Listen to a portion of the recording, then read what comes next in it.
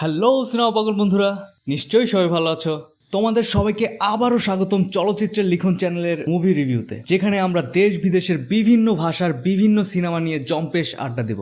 আজকে আমরা রিভিউ করব 2025 সালের বহুল প্রতীক্ষিত তামিল সিনেমা গুড ব্যাড আগলি নিয়ে। এই সিনেমাটি পরিচালনা করেছেন আধিক রবিচন্দ্রন এবং মুখ্য ভূমিকায় আছেন থালা অজিত কুমার। গুড ব্যাড আগলি অ্যাকশন কমেডি হলেও এর কাহিনী তৈরি হয়েছে অ্যাকশন, আবেগ আর রিভেঞ্জ, এই তিন মিলে। তো চলুন জেনে নেই এই সিনেমা কতটা ভালো, কতটা দুর্বল, আর কাদের জন্য এই সিনেমা অবশ্যই দেখা উচিত। গল্প শুরু হয় মুম্বাইয়ের কুখ্যাত গ্যাংস্টার রেড ড্রাগন ওরফে একে নিয়ে, যে তার পরিবারকে রক্ষা করতে পুলিশের কাছে আত্মসমর্পণ করে এবং 18 বছর জেল খেটে ফিরে আসে ছেলে আর স্ত্রীর সঙ্গে শান্তিপূর্ণ জীবন কাটাতে। কিন্তু অতীত তাকে ছাড়ে না। ডার্ক উলফস নামের একটি গ্যাং তার সুস্থ জীবনে নিয়ে আসে ষড়যন্ত্রের ঝড়। আর এরপরই শুরু হয় কুমার পুরো সিনেমার একমাত্র স্টেজ কিং। সে তার চিরচেনা স্টাইল আর স্ক্রিন প্রেজেন্স নিয়ে দারুণ অভিনয় করেছেন। একজন বাবা হিসেবে তার আবেগ, একজন গ্যাংস্টার হিসেবে তার রাগ, দুই দিকই তিনি শক্তিশালীভাবে ফুটিয়ে তুলেছেন। আর ভিলেন চরিত্রে অর্জুন দাস ছিলেন একেবারে পাগল টাইপের, যা গল্পে অন্যরকম থ্রিল যোগ করেছে। তার এক্সপ্রেশন,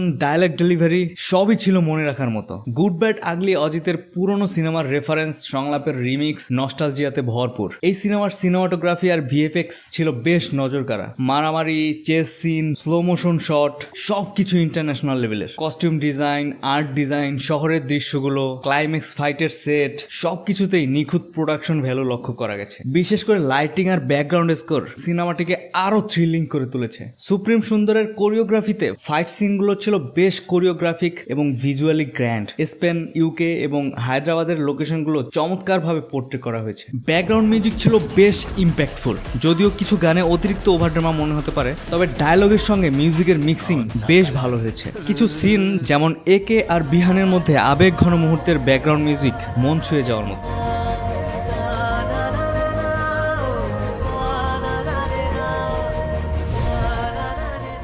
জিভি প্রকাশের ওম সম্ভবম ও একে দ্য টাইগার গানে থালার ফ্লেয়ার আছে বটে, কিন্তু অন্য গানগুলো মনে রাখার মতো না। ব্যাকগ্রাউন্ড মিউজিক কিছু দৃশ্যে খুব ভালো হয়েছে, কিন্তু কিছু দৃশ্যে হিট অ্যান্ড মিস হয়ে গেছে।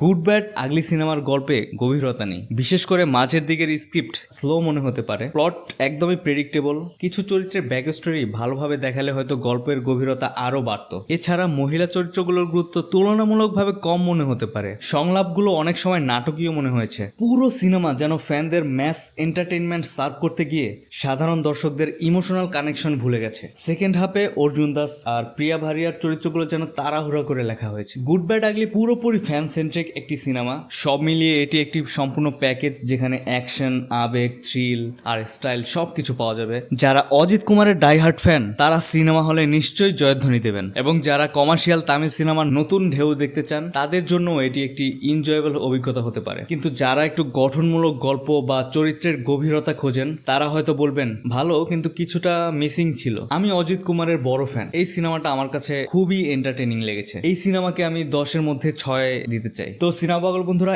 এই ছিল আমাদের আজকের রিভিউ। কমেন্টে জানান কেমন লাগলো থালা একের রিভেঞ্জ ট্রিপ। ভিডিওটি দেখার জন্য অসংখ্য ধন্যবাদ আর ভালোবাসা। ভালো থাকবেন।